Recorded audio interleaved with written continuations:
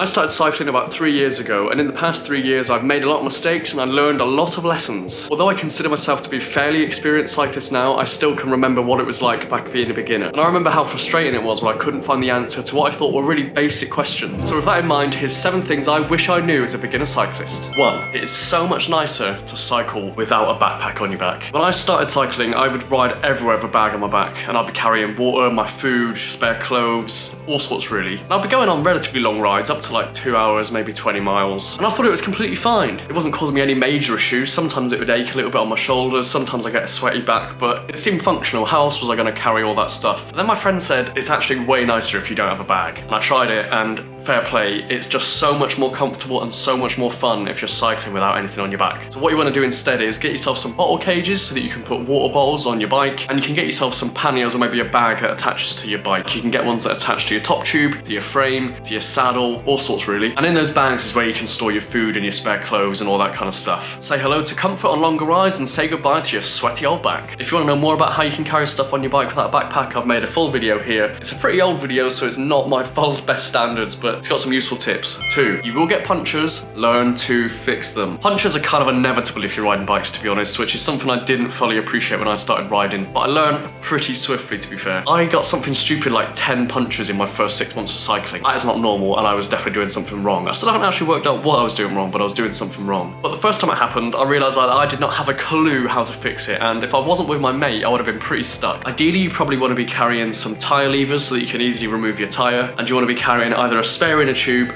or a puncture repair kit so that you can either put a new inner tube in or you can fix the one that's punctured. There's loads of really useful videos on YouTube. I'll link some in the descriptions below that I found useful when I started cycling, and just spend a bit of time practicing, learning how to remove your tyre, learning how to get a new inner tube in, because when you get a puncture on the road, it can be a little bit scary, and it's just nice knowing that you know how to fix it if you need to.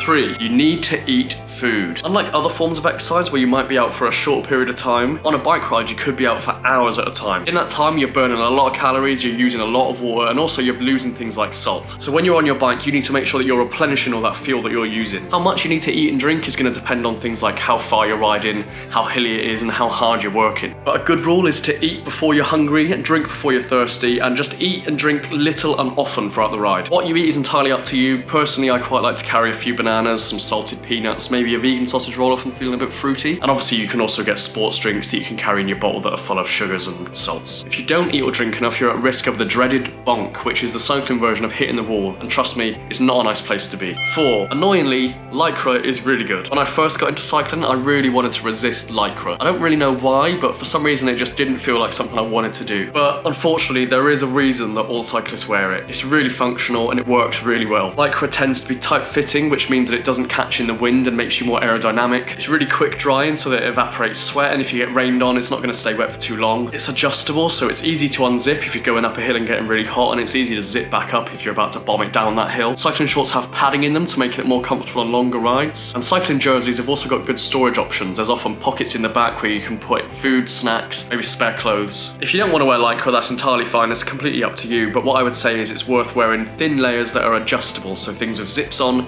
things that you can easily take off and store if you get too hot and don't need to wear them anymore. And also materials that are going to be quicker at drying if they do get wet, so maybe like sports tops, that kind of thing. 5. Chains are not meant to be black. It might sound unbelievable, but when I first started cycling, I genuinely just assumed chains were always black. If you're also of that opinion, let me enlighten you. Chains tend to be silver when they're new. I suppose the point I'm making here really is that it's worth looking after your bike because it will last a lot longer and save you money in the long run. Some of the basics is ensuring that your chain is well lubricated so that it doesn't rust and get too dirty. To clean your chain every so often so there's not a big buildup of grit and grime that's going to wear your bike out faster. Make sure your brakes are properly adjusted and functioning well so that they're going to do their job when they need to. Pump your tyres up to the appropriate level. A really underinflated tyre is actually a lot harder to pedal, and you wouldn't believe the difference it makes just sticking a bit of extra air in it. And also just making sure your tyres aren't overly worn so they actually keep you upright on your bike. And there's just loads of little maintenance jobs that it's worth knowing. There's loads of really handy videos on YouTube, and I'll leave some links in the description below to some videos that I found useful when I was just starting out. 6. Get a bike that fits you. When I first bought a bike, I didn't really consider how important important it was that the bike should fit me properly. But of course, it does make perfect sense. If the bike is too big for you, it's going to be really hard and uncomfortable to ride. Your handlebars might be way out of reach, your saddle might have to be right to the bottom, and the way that your body interacts with the bike just isn't going to be as efficient and comfortable as it would be if the bike fits you well. If you've already bought your bike, then there are still adjustments you can make to the sizing of it so that it fits you a little bit better. Obviously, you can raise or lower your saddle. If you've got a bike with drop bars, you can tilt the bars up towards you so that they're easier to reach. You can adjust the size of the gap between the handlebars and the brake levers. And also, if you want to spend a bit of money, you can buy new parts that might fit you better. So you can buy different length stems, you can buy different length cranks, and you can buy handlebars that are different lengths and different widths. As a general rule, it's easier to make a small bike bigger than it is to make a big bike smaller. But if you're about to invest in an expensive bike, then it might be worth getting yourself a bike fit first. Bike Fitter can conduct a lot of tests to see what size bike is going to fit you best. But if you want to learn a little bit more about Bike Fit, then Francis Cade has got a really good series called Bike Fit Tuesdays, which I'll leave in the description below. I found that series really useful over the past few years and picked up lots of knowledge from it. 7. The last but most important point is to have fun. There's a lot of nonsense around cycling, a load of rules of things you should and shouldn't do, what is and isn't cool. Take my word for it that it's complete rubbish. Ride your bike however you want and wherever you want,